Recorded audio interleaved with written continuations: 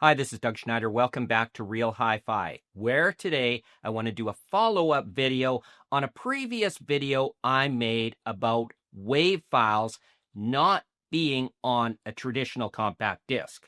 That video generated a lot of positive comments, but also two reoccurring criticisms, and it's those criticisms I want to address today. One thing they didn't like was me using the word re-encoding for the ripping process because no bit depth changes or sampling rate changes are taking place.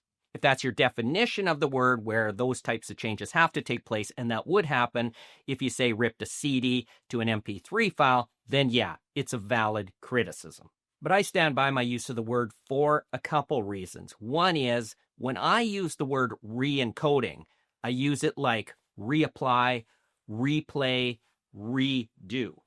In other words, perform something again.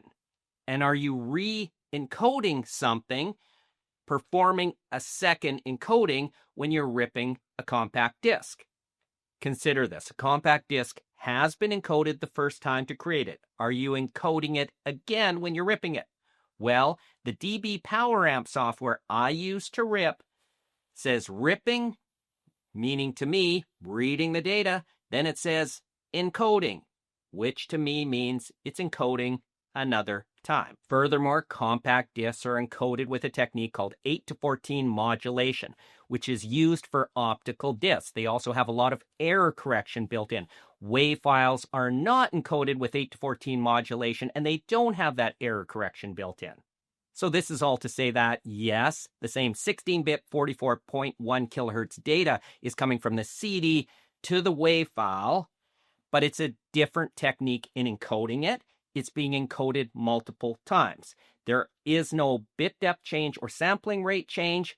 So if you want to define re-encoding as having to have those things, fine, but I don't feel bad saying the data's been re-encoded. And the other criticism people had was they wanted me to say the explicit file type that's on a compact disc, but it's not quite that simple. So the compact disc data formatting comes under the broad heading of compact disc digital audio, CDDA, which is not so much a file format as it is a specification. And this comes under the broader heading of the Red Book specification that I talked about in the previous video that describes the entire compact disc, its composition, and the encoding for the data on it. But there isn't a file type per se. But if you want to call it a file type, then call it compact disc digital audio, CDDA. But if you go and start talking about that as a file type, people will level the same type of criticisms and say, well, that's not a file type, and they won't be wrong.